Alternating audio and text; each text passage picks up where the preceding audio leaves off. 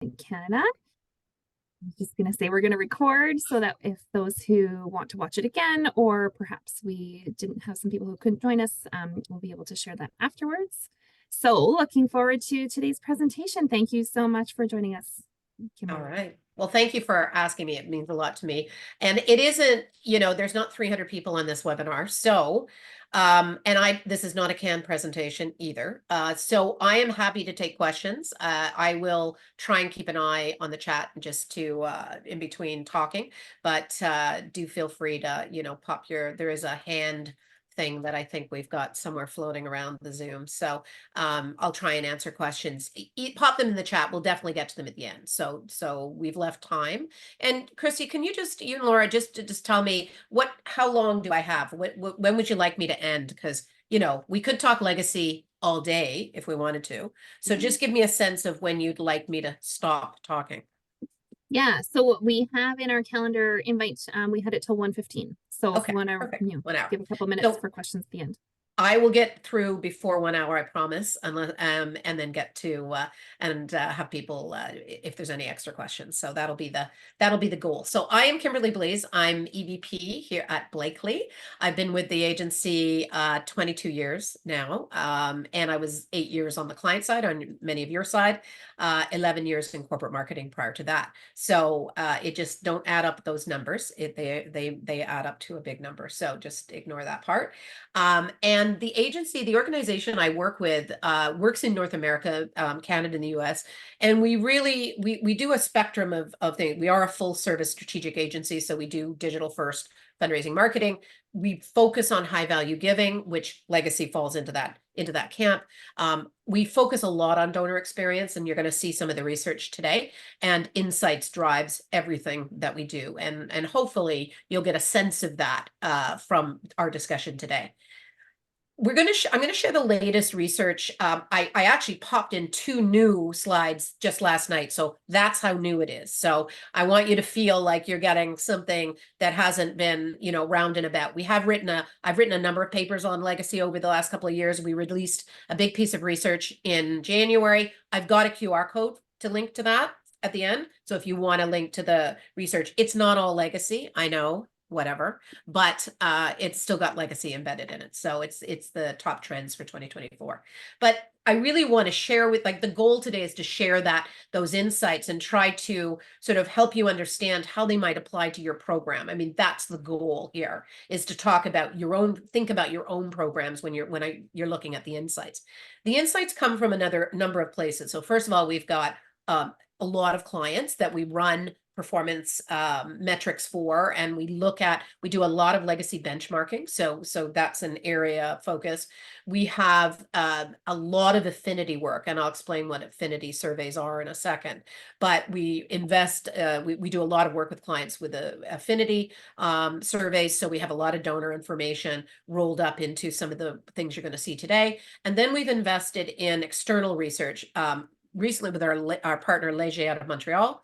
And we do research in Canada and the US, so you'll see some of that today. And those are a big spectrum. We've done 5. We're in the middle of doing, just launching one on legacy and age. And I'm going to touch on age today. So if anybody's fascinated about generations and age related to legacy, today we could do a whole session on that, but we're not going to. We're just going to talk a few slides, but hopefully there'll be something in this deck for everybody. So that's my goal, because I know it's a wide spectrum of people on the call today. So legacy giving is all about meeting people where they are. And that's why donor experience matters when we're talking about legacy giving. It matters the most, actually. And what we want to think about is how we're moving our organizations from organization focus to audience focus. So we're going to talk a lot about audiences today. I typically do anyway, because all of the work that we do is by audience. And so you're going to see some of that audience work today. And I'm going to share some insights, as Christy alluded to, but I'm going to also sort of specifically talk about engagement and donor experience, values and why they matter so much to you folks, proposition and how we're driving values-based proposition, and then looking at some opportunities, including that age piece. So that's what we're going to do today. So hopefully, again, there's something for everybody. I thought one of the things that we could do, because it's hard when you're sitting on a screen and I don't get to see everybody, people are eating lunch and doing all their things. I thought maybe using Slido, we try Slido. Sometimes it works fantastically and sometimes it does not. So if you haven't used Slido before, Slido is something we just use it on our phones. When I'm in conference sessions, usually it's just, we put it up on the screen. And I thought, it would be easy if I just started with an easy question.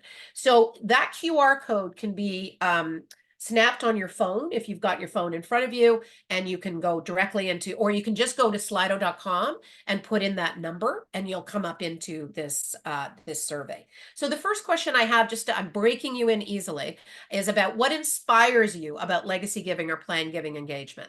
So, a word, 2 words, whatever comes to mind about what inspires you to be involved and support legacy giving. Because I think personally, legacy is my passion. It is the one area of giving and the one area of engagement that I think is the most meaningful. Of course, I work in other areas myself and always have, but legacy is where it's at. And I'm going to explain to you why legacy is really coming of age. And I'm pretty excited about that. So lots of cool things, long-term impact, passion, donor options. Yeah, like these are the reasons that we do our jobs. Okay. These are the reasons why I'm sure sometimes you feel, you haven't got enough resources and you're frustrated and you want to do a bunch of different things.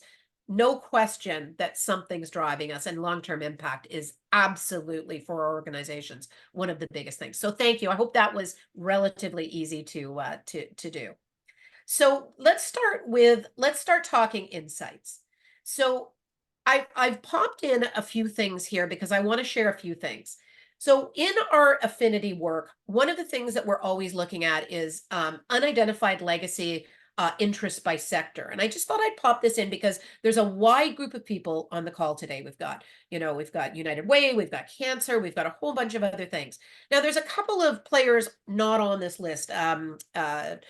Animal welfare is not. Animal welfare is always 5 times the amount of anything else. I'm just going to let you know that. But if you're in an environmental charity, if you're in an international development charity, obviously health is a big focus. Food banks have been enormous for us in the last 5 years. We've seen growth in food bank engagement. So I just thought I'd pop this up just in case you're trying to build business case for legacy investment, and this is helpful to you in sort of thinking about, am I in people's sort of favor around legacy? But I think the more important part of the conversation is our audiences. So here we go. Legacy giving's been a long underinvested area. Okay, it's been underinvested in, and the tide is turning. And of course, monthly donors are always at the top of the list when we're talking about target audiences for legacy engagement, always at the top. But what I wanted to show you in this is that, in fact, there is openness to legacy across programs. And just because, lottery is a really interesting one. I know it's showing at the bottom of the pile here at 3.4% interest percentage. But just remember, many organizations who have a lottery also have hundreds of thousands of lottery donors. So sometimes those stakeholder groups, those audiences, those prospect groups, they might be smaller in overall interest, but they might be very large in volume. So something to think about for your own organization. The other thing to think about is, do you have non-donors? So do you have alumni? Do you have members? A lot of organizations have done a lot of lead gen in the last 5 years. So if you're doing lead gen, it means that you probably got non-donors sitting on your file. And so that's the kind of non-donor group. That's who I'm talking about when I'm talking about non-donors.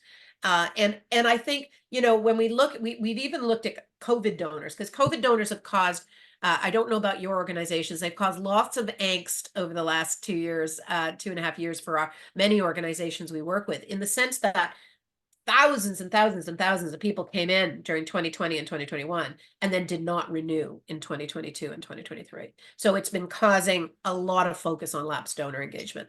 But from a legacy perspective, which is what we care about right now, their legacy their openness to legacy is actually quite strong. So I think it's something to think about in your own donor base when you're thinking about prospects. Now, here's a piece from our larger Leger research. Americans are significantly more likely than Canadians to really be open to leaving a legacy to a charity of their choice.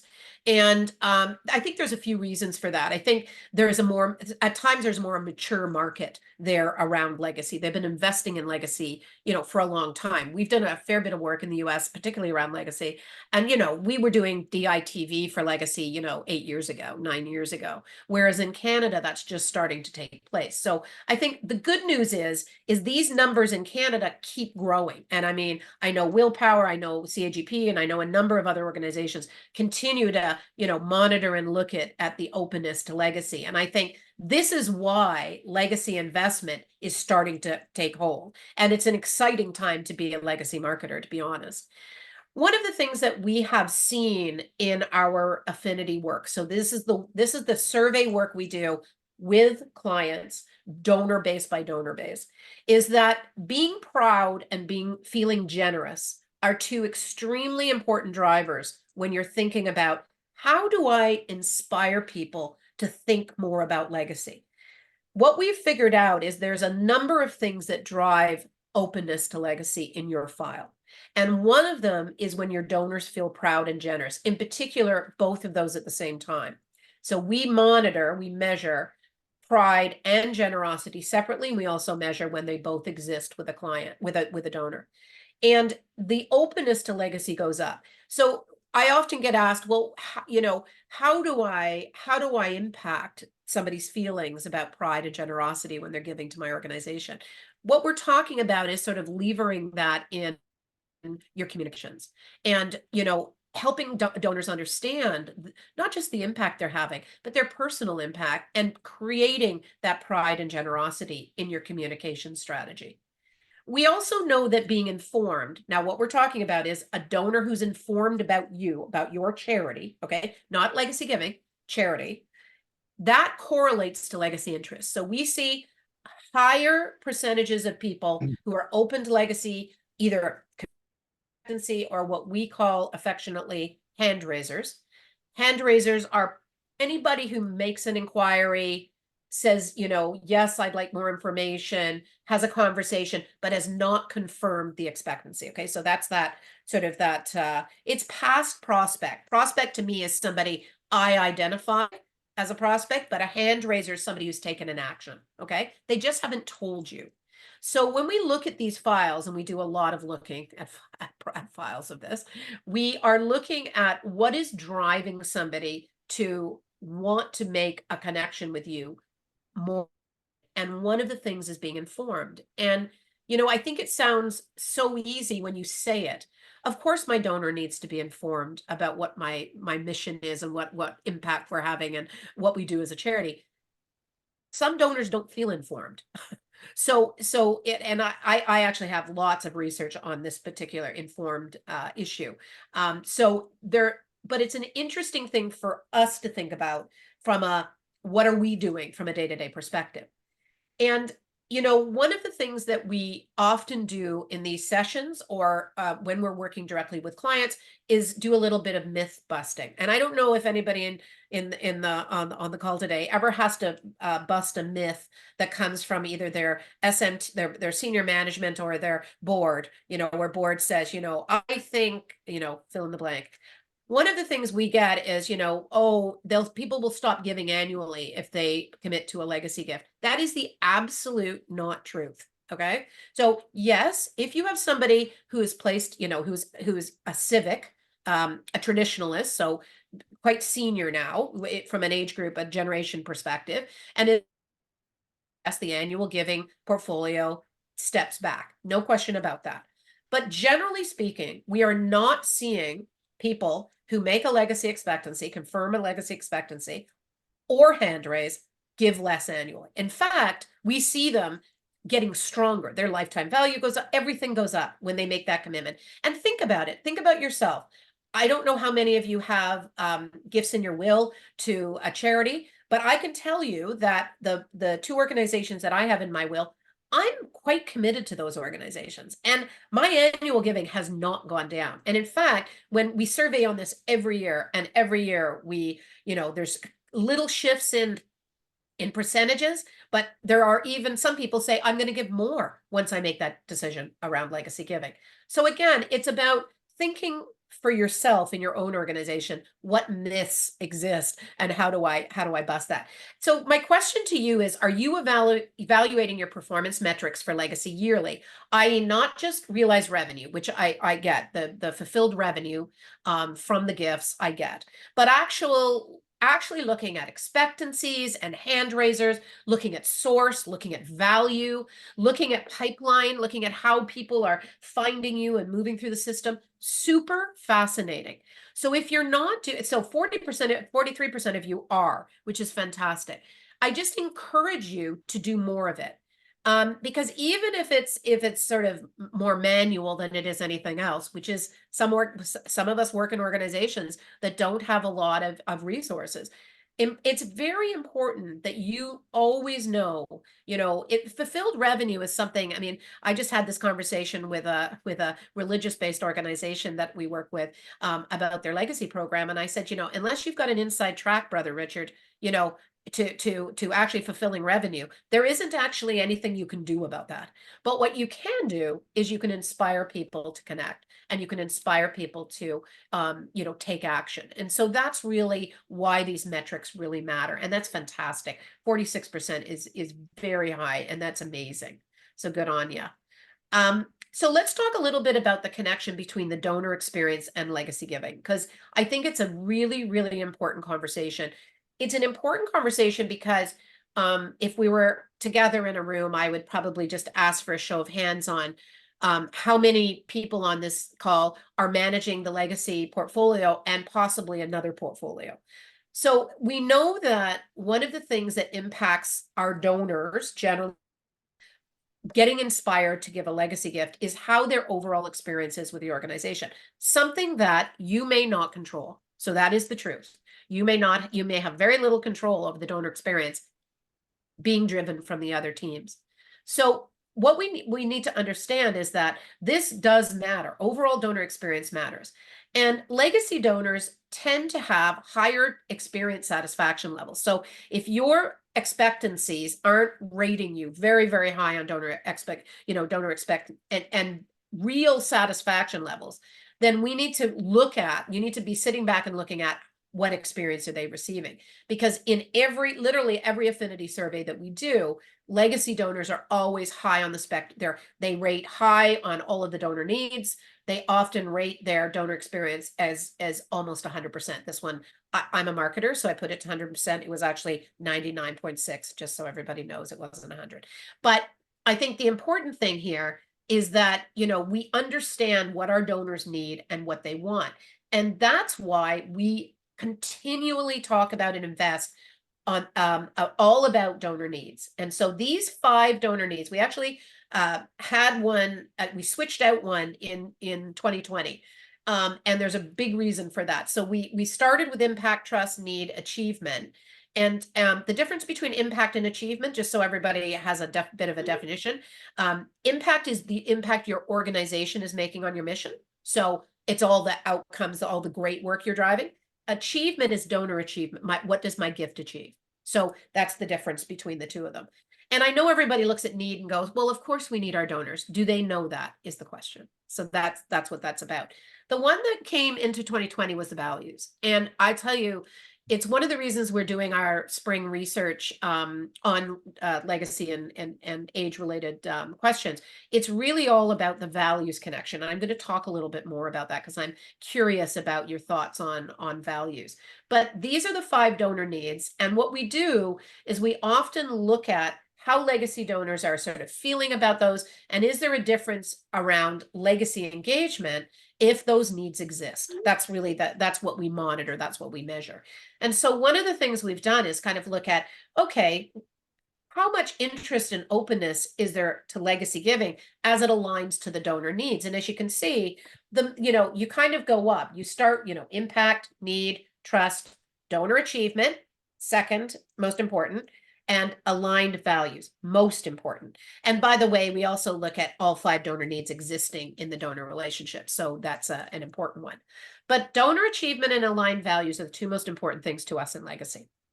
And I think it's important. I'm going to cough, so I'm just going to hold on. I have been ill, so my cough is lingering.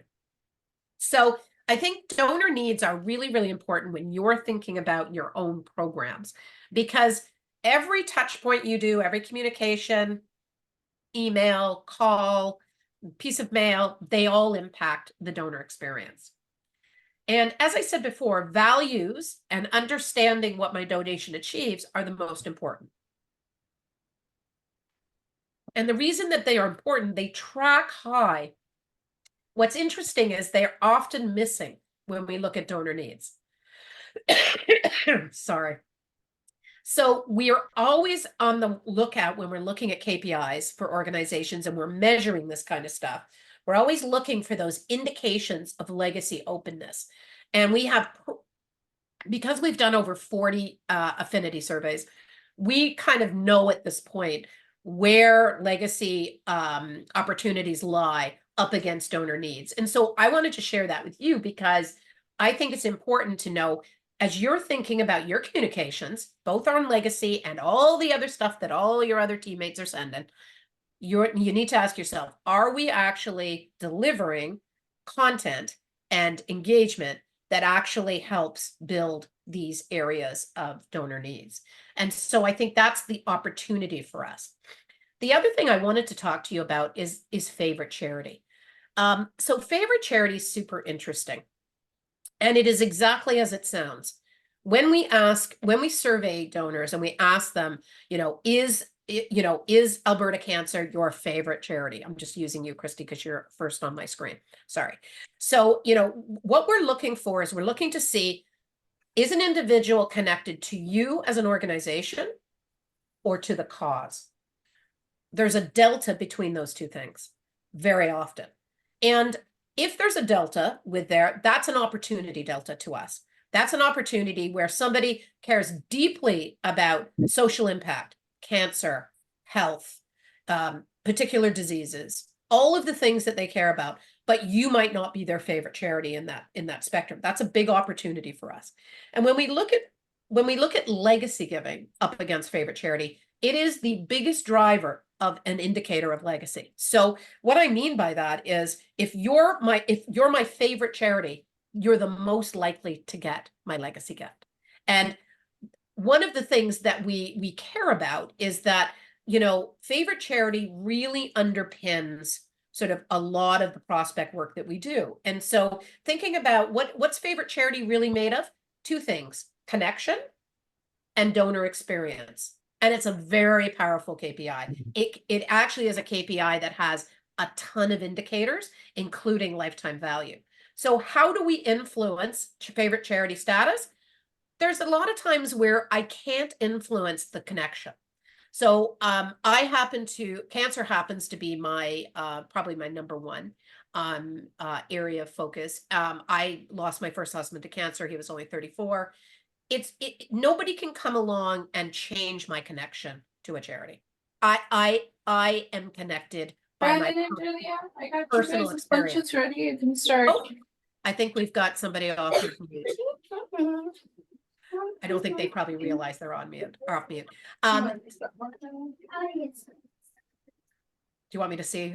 Laura, you might be able to see who it is. So when we think about connection, just think about your own charity and how people are connected. Yes. Here, let me just see. These sort of from Can everyone just make sure that they're on mute? Not going to tonight, right? But I already have them ready. So it works out well for your lunch today. Aaron, you're not on mute. Aaron. There we go. I think we got it. Thank you. Sorry. I know it's easy to come off mute depending on where your clicker is. So the other piece that we can control is experience. So donor experience, you have the ability to manage and control that. And that's why I always want legacy fundraisers to be thinking about what's the overall experience for your donors in working with you. because I think that really matters, and it's something we can actually control, which is amazing. Now, I'm going to be very unpopular with this next little comment, but I have a bit of a bugaboo about form. This is me saying, you know, what's the fastest way to turn an inspirational and completely emotional, amazing moment into a transaction? And suck the life out of the room. And of course, the answer is make them sign some awful form. And I have a bit of a thing about this. So anybody who has heard me speak before, I usually speak about forms. Forms, the timing of forms and the need for forms are often driven by CFOs and, you know, and things like that. And we need to be very careful about how we use forms. And I think that the reason is because this is a joyful, amazing experience, making a commitment to legacy. And we want to be very careful that we don't turn it into a transaction. So it's kind of my my word to the wise around donor experience specifically, because it can have a big impact on it. So what's driving your donors to make a legacy gift to your organization? Because we've talked about donor experience. Is it the connection that someone has with your mission or your cause area? Is it the experience that they've had with your organization? It might be a combination of those two things, or it might be something else completely. And I'd love to, if it's something else completely, can you throw it into the chat? Because I'd love to know that. Because what we see is, you know, so much of the work that we do in legacy marketing is helping organizations understand what those connections are, what those motivations are, what the donor needs are, and then using those to create the experience that donors need. And again, what can we control? What can't we? So it's really important. And I think, you know, the combination of both, and then we're seeing, you know, quite a bit of mission and cause, very normal. But I just want to give you the tools to be able to actually influence and engage more people in legacy giving. And I think we can do that really effectively by using the things that are, you know, things we've got at our disposal. So we're going to talk a little bit about values. And, you know, again, we happen to be doing a very specialized piece of affinity research right now that's very focused on unpicking a little bit of values. We've done some other research on values. They're so interesting to think about. And in consumer marketing, about 63% of consumers are making decisions, buying decisions based on values. And it's no different for your donors. And what's really interesting is donors who are considering a legacy gift, aligned values really drive this. I apologize, I'm going to have to cough.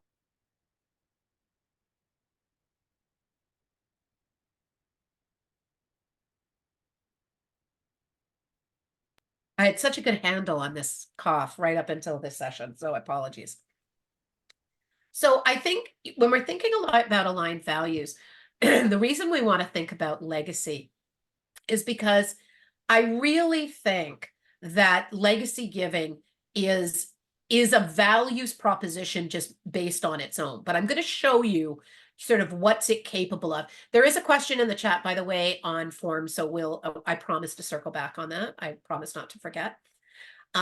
So when we're thinking about values, it's interesting in our organizations on how we express values.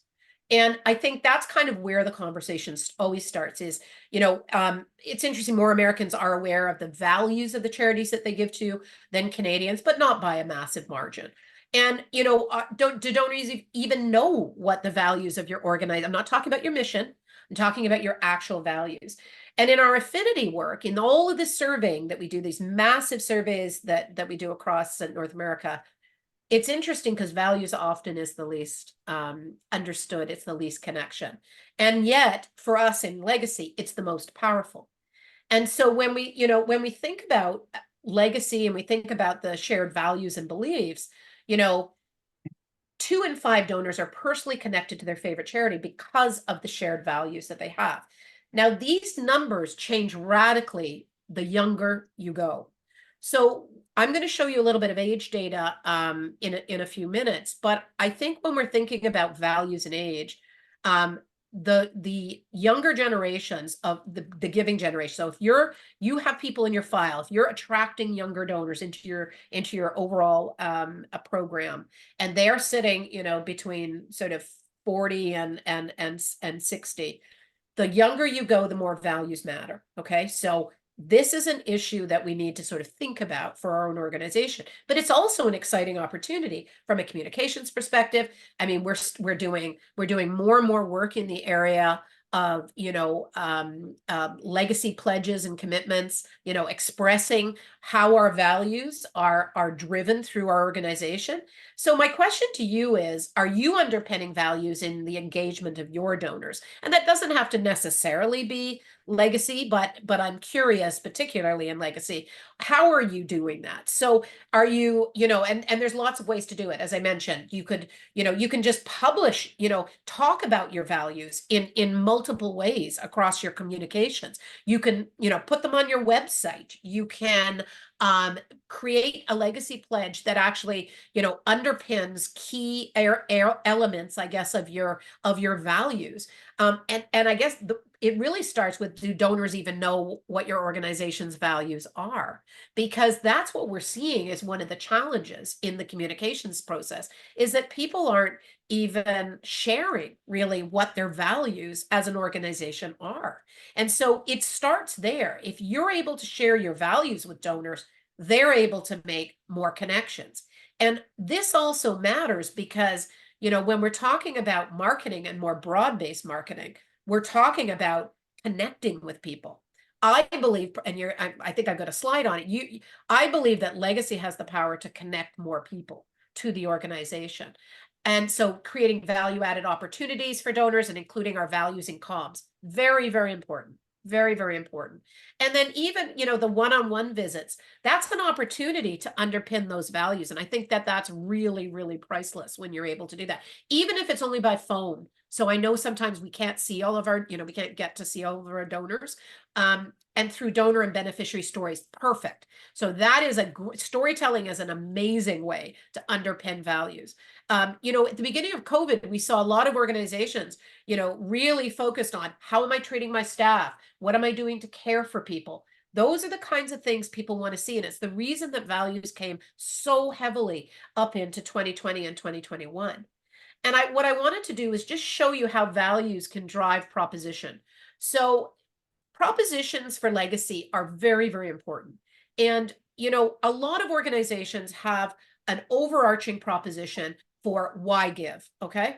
But what they don't have is why give legacy. So the organizations do an amazing job of saying, why should you give to me? And that's obviously, donors only give to solve problems. That's what donors do. They give to solve problems. So we need to be explicit about why we're asking somebody to give. We need a case for support. We need a proposition that's compelling. When we're developing legacy offers, we're developing overarching umbrella propositions.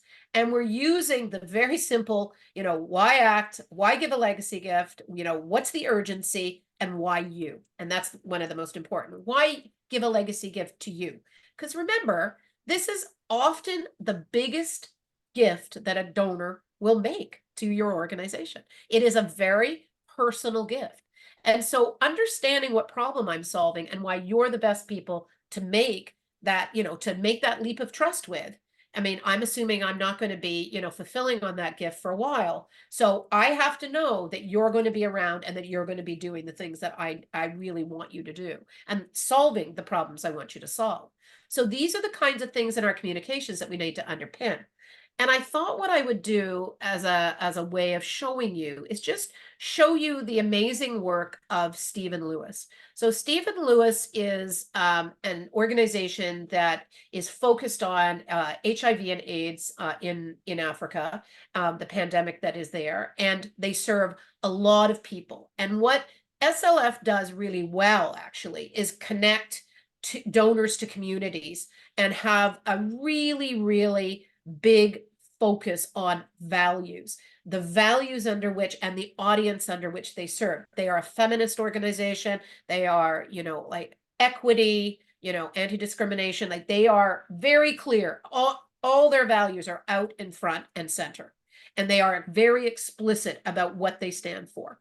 And so they connect with people that care deeply about the same things. And so, creating a fundraising proposition for them was really important. What problem are we working to solve? And, why is it urgent? And then why Stephen Lewis? And so this really drove, you know, their entire platform and their entire campaign. And I just thought it was a way to show you and bring to life how a legacy proposition can really power your fundraising. And so it happens to have the word power in it, but that was just a fluke from my with my language. So, you know, this is all about how we're underpinning and how legacy is solving the problem. And the whole catch is work in power with generations to come by making your legacy gift to the Stephen Lewis Foundation. So what I wanted to show you is just a few of the assets that were created for this campaign, because I think they're quite compelling. One of the big investments we made was in the landing page in the web and on all the web pages. We wanted some consistency between the campaign and the external marketing. We wanted to have an inspiring landing page that is going to actually, so remember, your landing page and your website, your storytelling on your website is the most important thing that you can invest in, because it's your gatekeeping, it's your front window, if you think about it that way. And if anybody is going to invest in anything, that needs to be where it starts. And so this proposition, this internal language proposition, can really support these kinds of campaigning. And then obviously there's, you know, the sky is the limit. So in this campaign, we had, you know, we had Facebook ads, we have digital search ads, we've got lots and lots of things on the digital platform. We have lots of, you know, we have an email series, we have welcome series. Everything has got some similarity. And then there's video. So, you know, I think what's important here is to understand this is not a big organization, by the way. I just want you to know that Stephen Lewis is not a massive organization, a very, very, though, values-driven organization, and very proud about their values. And I think this is a great example of how you can use your values to really connect with not just your current donors, but actually people that, you know, are in the community. So my question to everybody on the call is, do you have a specific legacy proposition that drives your legacy engagement and marketing? So I'm going to expect that you have an overarching proposition that drives your fundraising, but do you have a legacy proposition? So I'm curious about that, because I think it's important from our perspective to really be able to answer the question, even if you're in a blended gift discussion with a major gift prospect, to be able to sort of say, this is why legacy matters to my organization, and this is why we are the best organization to actually make that fulfilled. A lot of trust goes into these relationships, and you know that because that's your mainstream, that's what you're doing. And so I think this is really important. I think actually, you know, 55 plus, that's actually quite a high percentage. So we're down to 50, because normally I did the CAGP lunch last week, and it was about 42% had a legacy proposition. So again, you know, we're seeing opportunities that are very, very straightforward for you to implement on, to be able to actually improve and broaden your marketing. So I think hopefully this is kind of one of the key takeaways that you have from today. So I wanted to talk to you a little bit just as about actions for growth, and where sort of we're seeing some really amazing opportunities for you to grow legacy. As I said before, I fully believe that legacy actually plays and has a role between brand awareness. So for, again, if we were in the room, I'd have everybody put up their hand who's doing a brand campaign right now. Usually it's half the room. And direct response marketing. So very important, both very important in the mix. Okay. Legacy, though, has a very interesting role to play in the grand scheme of things, in the sense that it actually bridges between those two things, because it is a values proposition. And I mean, I have lots of information to support this this slide. And if you're ever curious about an example of this in spades, just take a look at the UNICEF Global Legacy Campaign that a friend of mine actually helped create a couple of years ago. And it is a incredible campaign that really does exactly this, puts legacy right in the middle, and really, really generated an immense amount of lead gen and connection. And I think when we look at our own performance metrics, I know a lot of you are looking at your own performance metrics, particularly around fulfilled revenue, which I'm sure everybody does. When we look at our revenue that has come in over the last 5 years to our organization, I always start discussions with clients. How many of those people were on your file before they fulfilled the gift? And then I always ask, of those people, how many did you know were confirmed, either confirmed expectancies, or as far as I'm concerned, they raised their hand in some way. So they were a hand raiser. I don't have to have committed. You're never going to have a percentage of committed expectancies. So did they give you any indication? Did you know that they were at least a hand raiser? And very often, it's never a third and a third, just so everyone's clear. It's always, I mean, the number of people who fulfill a gift, meaning they give to your organization in their future plans and they fulfill that gift, so they pass away. Often that can be as high as 75% of the fulfilled gifts. I mean, the only organization I've ever seen with 80% either on the file or known was a big organization in the US called ACLU. Other than them, I have never seen sort of knowing your donors on fulfilled revenue higher than 60%. So I don't know what your numbers are. I'm sure you know them, but it's an interesting discussion because this is really the basis for thinking about broadening your marketing. Because if you already are getting 50, 60, 70% of your legacy gifts coming in the door from people you don't know, then can you imagine what you could do longer term if you actually start investing in some of that outreach? So that's kind of the thinking behind it. And again, your numbers are going to be unique to you, but it's about reaching people where they are. And so it's about finding your audience where they are, making things mobile, digital first, mobile ready, really understanding what's driving your donors. One of the things that we always ask in our donor attitudes research is what drove an online gift? And in Canada, almost 40% of those online gifts are being driven by direct mail. It's an interesting question to ask donors because in essence, they may choose to give one way, but they're actually getting inspired another way. So this is what I mean by kind of meeting your donors where they are. And if you are an organization where you've got, it could be a number of different groups, but if your annual giving group or you might have a digital group or you might have a marketing team that are doing your digital marketing. One of the things you can do is give them assets to be able to feed into your evergreen program. And what I mean by that is really simple digital and social media assets that they can just pick up and use when other campaigns are not in market. Really effective way of garnering more support for your organization on the digital space. And as I said before, your website really matters. This happens to be Stephen Lewis's website. So really want to understand that this is an important tool for you and you should be leveraging it and storytelling and engaging people on the site as much as you humanly can, because this is the gateway often to engagement. I also just popped in an extra example of a landing page, and I know it's a little small probably on your screen, but this landing page is very special. This is MSF's landing page, and very special landing page because what we wanted to do was increase engagement. Couple things we did, couple things you'll note on here. First of all, there's a picture of the fundraiser, not just their name, but a picture. So if your organization doesn't want to publish names, because I don't know, privacy, I'm telling you, we have tested 50 times to Sunday, people will reach out and respond to people, particularly if they can see a picture of them. So it'll increase engagement off your website, okay? So number one, we want people to be talking to people. And this is a very big decision. It's a very personal decision. And we want to give people a sense of comfort. And so in order to do that, we have to sort of put ourselves out there as fundraisers.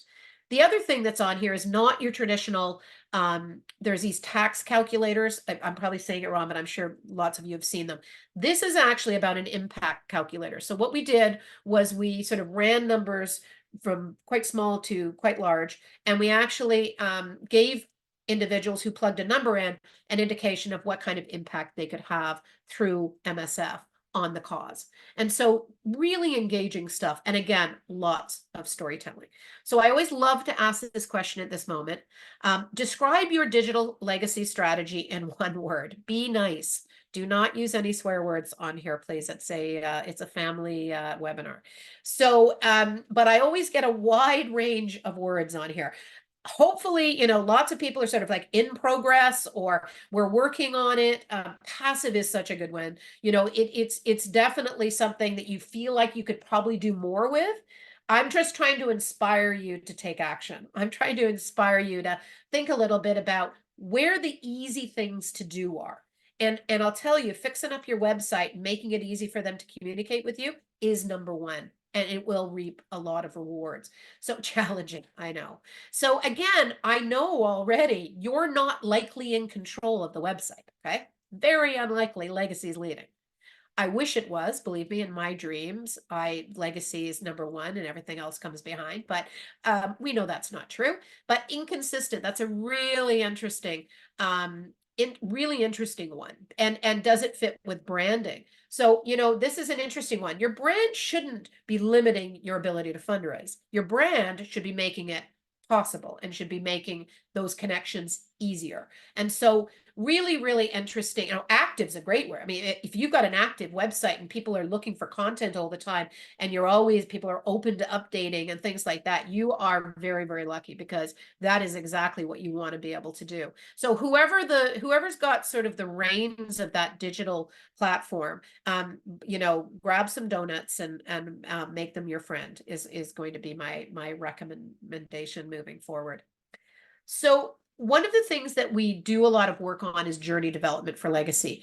And again, the donor needs again, achievement, trust, donor needs, impact, and values. And what we're doing is working through what does it feel like to be a donor to your organization in legacy. So what we're asking ourselves is, if I'm a hand raiser, I put up my hand, how am I welcomed into the system? And then how am I nudged across the year? And so that's all a journey is. It's just the touch points under which I engage donor. And sometimes it's heavy and sometimes it's light. I'm not expecting your legacy touch point journey to be as heavy necessarily as your annual journey. But I am hoping that there's a few touch points in there that allow you to, engage people. If I confirm an expectancy, probably well managed. In my experience, mostly it is. And so, how do you welcome me? What materials do you send me? How do you follow up? And what things what do you plug me into from a consistency basis?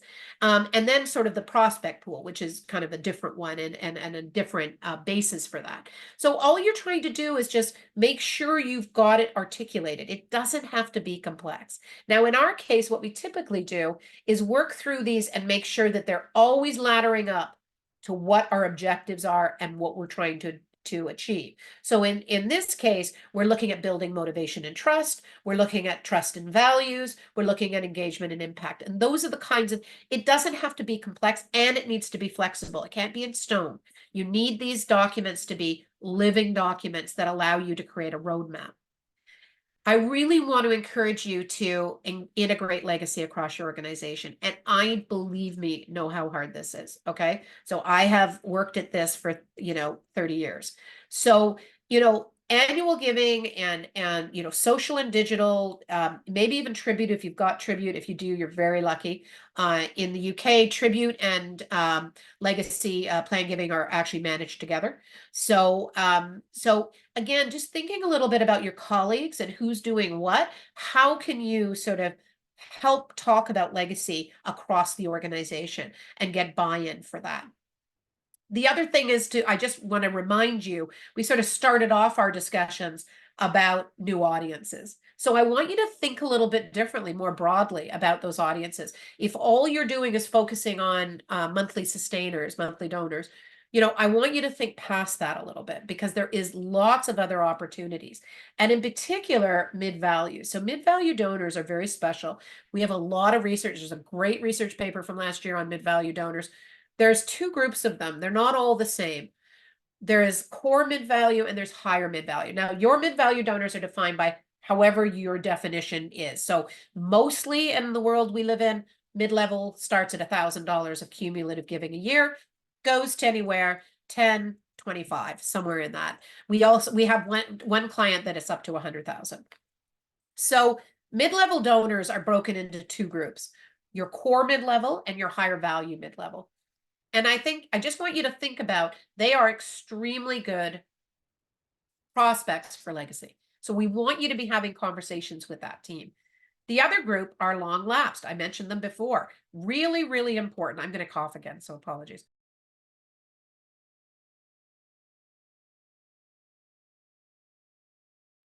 Sorry about that. So again, I don't want you to dismiss them. I want you to think a little bit about this group of donors and how you might, is there an opportunity to put something that's an alternative to the way they were giving? So if they were an event donor and they're lapsed off your file, maybe now is the time to say, hey, have you ever considered, something longer term, a legacy gift? And be able to have those communications with people. And then the last one, as promised, is younger donors. So I'm going to talk for a second about these guys because they're an incredibly important element to consider within our programs. So very much we've proven the younger somebody puts you into their will, the more likely you will stay there till the end. So just so you know, first in, first out. That is the rule of thumb. And what we've determined is that what's emerged is that all of our marketing systems, all of our engagement donor systems are all focused on traditional donors. Okay. That is where the focus has always been. So traditionalists and civics, boomers, that is the group that it has been focused on. And what's happening is younger donor groups are coming to us, and what's emerging is, Gen Z is going to be the most philanthropic generation, that we've seen in a long time, just so you know. But our systems aren't set up to really capitalize on that, nor are we really focused on it. And so I wanted you to start thinking a little bit about this generational movement and that there's more donors coming into the system.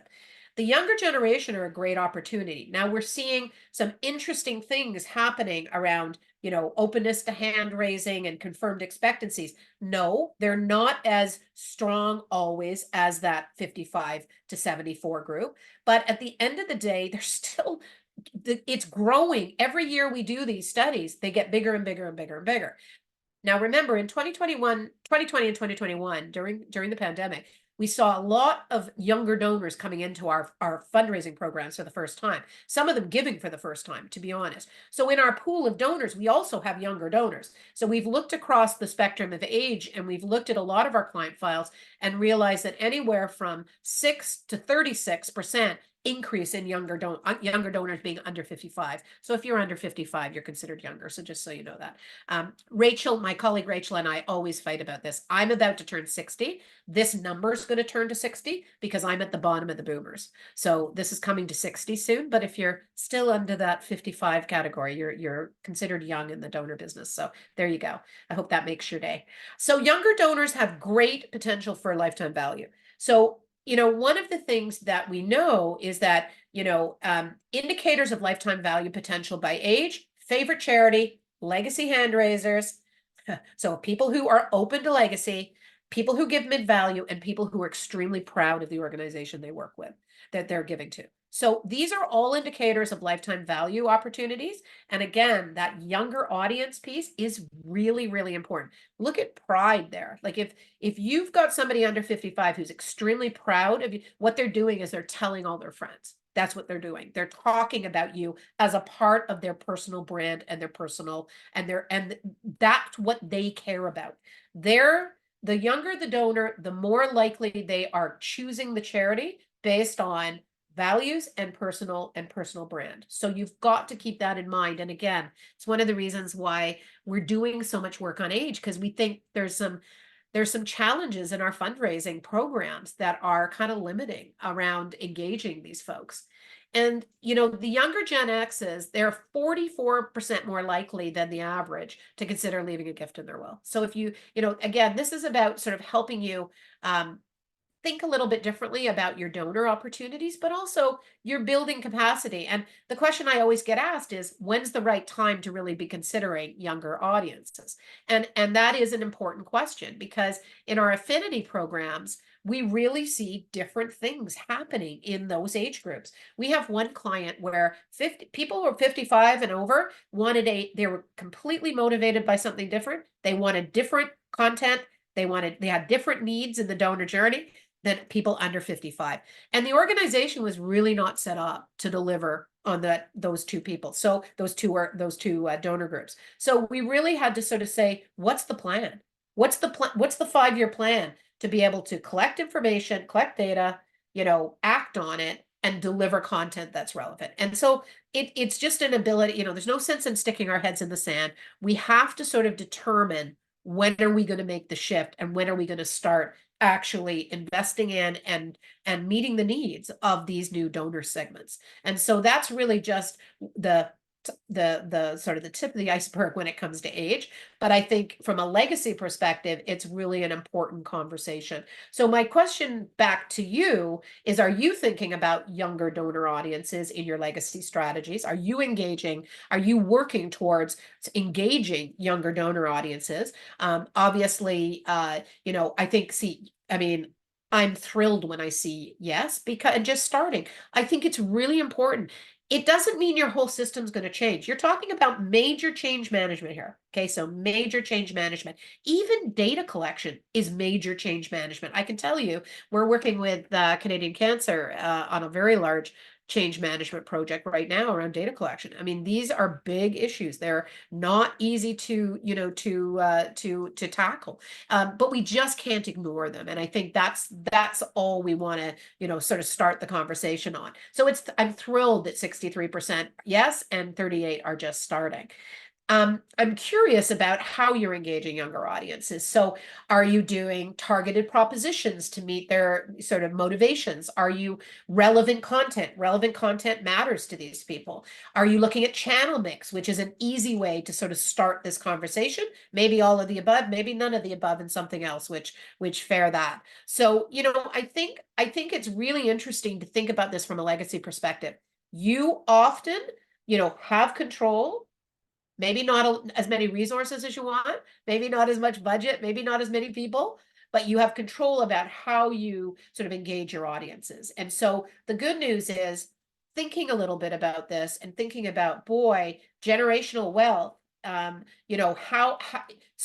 such different decision making happening in the generations. When you look at their grandparents, and you look at the grandchildren, completely different entity. And so we're going to see some shifting, that's going to impact us as charitable organizations down the road. So great to think, and relevant content, such a great one. So, it's such a nice one, because you can really optimize that. So it's great. So thanks for that input. I appreciate it. So, the opportunity really is to engage more people in legacy and do everything we can to broaden that network. And I think, we can thank the pandemic a little bit for, some of the shifts in symbolic immortality and people's focus on, on the future and on their values. And the fact is that ROI, when I have to talk to lots of, CFOs and finance teams, and, ROI on legacy cannot be excused or ignored. Yes, it's not a short-term strategy. And so we always find that the short-term, ROI strategies, dominate in our charities. And there's lots of reasons for that. We're trying to keep the door open. And I understand that, but we wouldn't run a business just on short-term strategy. We would have short, medium, and long-term. And we need to think about legacy as a part of that mix. And I think for the first time in my experience, I am seeing massive investments in legacy giving, and really some exciting changes to that. So I think it's started. So I just want everybody to be kind of moving along on the same program. So our donor experience needs to really be about creating joy, meeting people where they are on the journey with your organization and really connecting. And so that's what I hopefully have, I know I'm using insights to do it, but I hopefully have inspired you to think a little bit differently about your own connection to your donor base and your own audiences in order to sort of do that. Even if it's group of one here that as the lone legacy fundraiser. I really want you to sort of embark on a mission to get others in your organization working with you and for you on the legacy side. So as I promised, that is the download for the research that we released in January. And there's a little bit of legacy, but lots on donor experience in that paper. And there's my email. And I think I'm just going to circle back on the question that was tabled. And it is about what's a joyful alternative to an awful form. So we need to track legacy metrics. 100% we do. So here's the thing with legacy, and I don't know if anybody on the call has had this experience, but often donors feel a little bit resentful to the form because they feel that their word is enough and that they've told you that you're in the will, and that in fact that should be, that telling, that conversation, that confirmation should be enough. And so we really have to read our donors. You know your donors better than anybody. There's going to be a time and a moment where a form might be perfectly fine, but tracking legacy metrics, it comes down a little bit to trust. I mean, we're trusting anyway.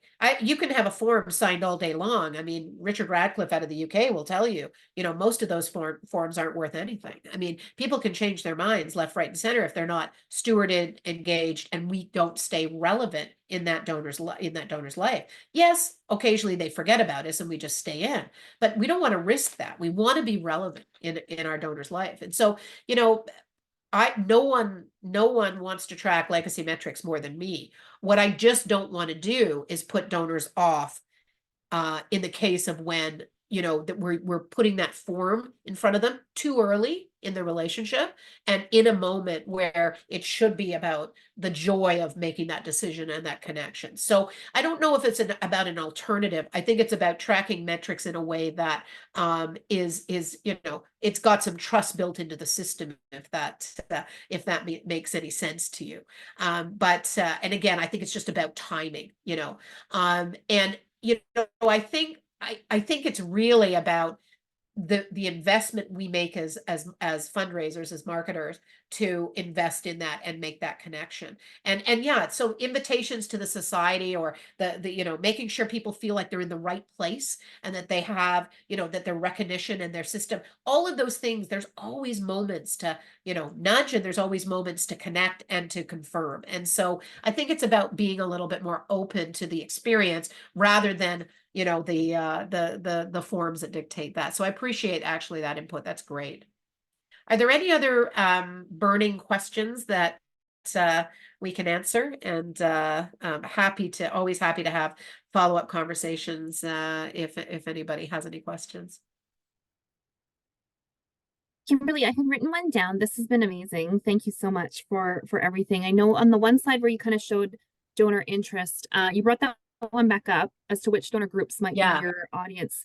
I was curious about the major gift group kind of the insiders, your board, your cabinet. They are, about 18%. They sit at about, on average, across files, about 18% are open to legacy. So remember, a lot of people, well, it's so interesting. I shouldn't say this. I would have assumed that everyone on your board, for example, would have been asked for a legacy gift. That is an assumption that is not true. I had a large client actually in British Columbia where there was 300 board, past board, and committee members. Very few of them had been asked to consider a legacy. And we did a very, very, very special campaign that was anchored with a very specialized piece of mail and followed up by a very senior member of the team. And there was only 300, there was 284 people in that mix, in that file. And, but you know, there was a very high interest in legacy in that group. I mean, I think over 50%, you know, either were, you know, really legitimate sort of it's in progress or confirmed. And, you know, most of them were confirmed and they didn't know. It had already been done. The action had been taken, but nobody had really gone out and asked them. And so on the major gift side, I think we have to be careful we don't make assumptions that major gift team are asking for blended gifts. I think also it's an important conversation, Christy, because I think, you know, is there ways that you as somebody who's focused on legacy could better support that process? Because remember, when I'm talking to Becky about a $500,000 gift to my organization, the ability for me to say, and Becky, you know, there's a way to easily double that impact and that commitment, and that's by a gift today and a gift in, you know, consider a gift in your estate. And, you know, that you know, that could double your impact. It could double everything that you want to do. And so being able to have that comfortable conversation, let's not assume that everyone's comfortable doing that. Let's make sure that we're actually talking to our major gift team, our relationship management group, and saying, you know, who is having those conversations, where are the successes, and how can we better support that process? Because there is lots of opportunity. To your point, like just showing you even the numbers on the larger value, the higher value mid-level group. So they just go up, right? Because I'm making, you know, I possibly might be, you know, committed to a capital campaign. I'm on pledge. I'm paying out, you know, $100,000 a year over 5 years. You know, I'm going to come to the end of that pledge. So what happens next? You know, and likely you'll be in another campaign. We always are. So, you know, but what about thinking about that as a blended gift and increasing? If I'm already committed to your organization, what about thinking about, you know, that for the long term, and think about how we can anchor your support of the organization and really do something with the donor that is, I personally think is amazing. I mean, I think it gives, you know, I think it gives the donor an amazing opportunity to you know, to do something they wouldn't be able to do. So hopefully that's helpful. Hopefully that that answers your question.